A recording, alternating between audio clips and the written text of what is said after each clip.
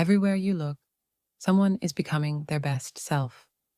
A better morning routine, a better mindset, a better life. It sounds noble. Who doesn't want to grow? But sometimes I wonder if our obsession with improvement is just a prettier form of self-hatred.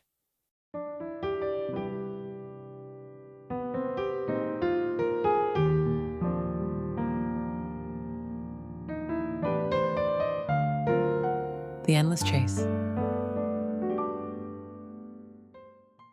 Self-improvement promises that happiness is only one habit away. Wake up earlier, read more, eat clean, think positive, and for a while, it feels good. There's comfort in structure, in the illusion of progress. You can measure it, track it, post it. You feel in control. But the strange thing about better is that it never ends.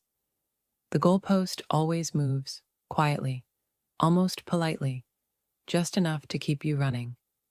You hit one milestone and immediately wonder why you don't feel the satisfaction you were promised. So you set another, and another, until growth becomes your new form of survival. You tell yourself it's ambition, but it's really anxiety wearing gym clothes.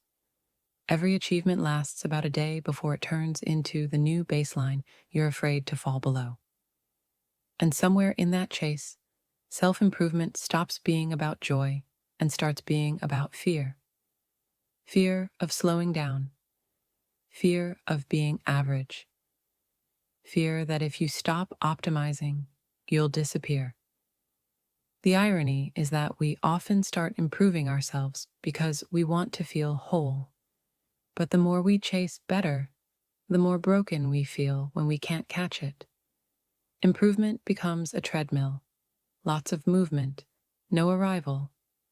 You look busy, you sound motivated, but deep down, you can't tell if you're actually growing or just running in circles, trying to prove that you can.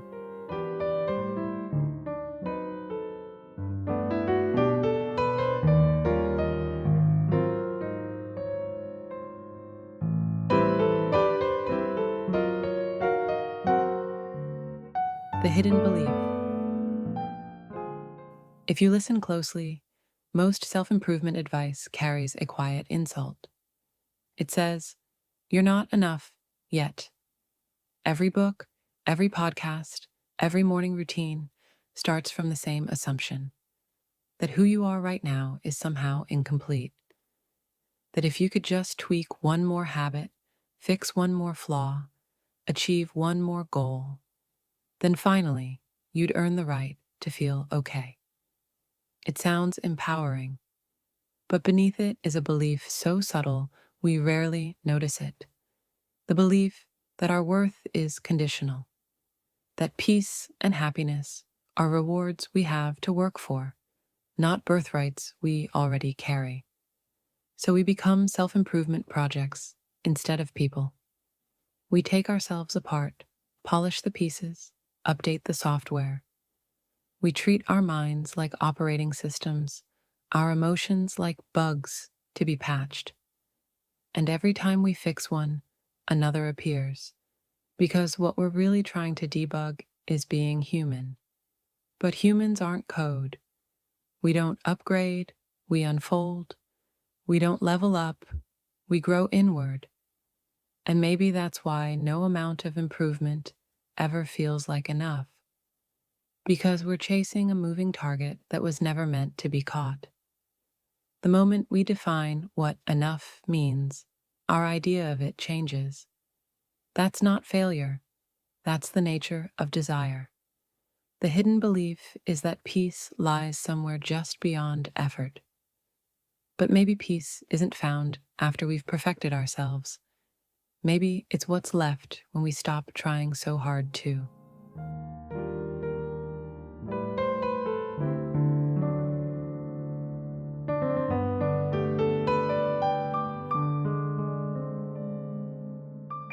The paradox. Here's the paradox. The moment you stop trying to become better, you start to feel a little more whole. It's as if the pressure dissolves the second you drop it, like unclenching a fist you didn't realize was tight. We spend so much time fighting ourselves, our laziness, our fear, our doubt, that we forget those parts are us, too. The fight might build discipline, but it also builds distance between who we are and who we think we should be. And distance is exhausting. It turns life into a constant negotiation. I'll rest when I'm productive enough. I'll love myself when I'm successful enough. I'll be happy when I've fixed everything. But the truth is, there's always one more thing to fix. So maybe peace doesn't come from conquering yourself, but from calling a truce. The strange thing about acceptance is that it changes you, quietly, without force, not because you demanded transformation, but because you created the safety for it to happen on its own. When you stop trying to earn your own approval, you make space for curiosity instead of judgment. And in that space, growth finally stops feeling like punishment.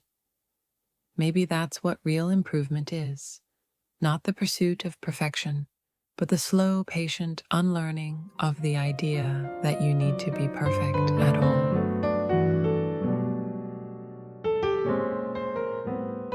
Reflection and resolution. Maybe we don't need to become our best selves.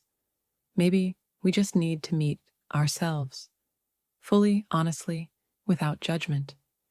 We spend years chasing versions of who we might be, but rarely stop to sit with who we already are.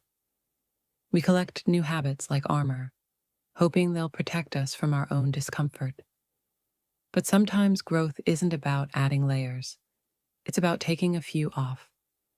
The world will keep telling you to level up, to upgrade, to optimize, to evolve. It sells the idea that peace is a prize waiting at the end of improvement. But peace isn't a finish line. It's the quiet that appears when you stop running. Maybe the real level up is to realize you were never a level to begin with. You are not a game to be won or a machine to be tuned. You are a process, unfolding, imperfect, alive. And that's enough. It's always been enough. Thanks for thinking quietly with me.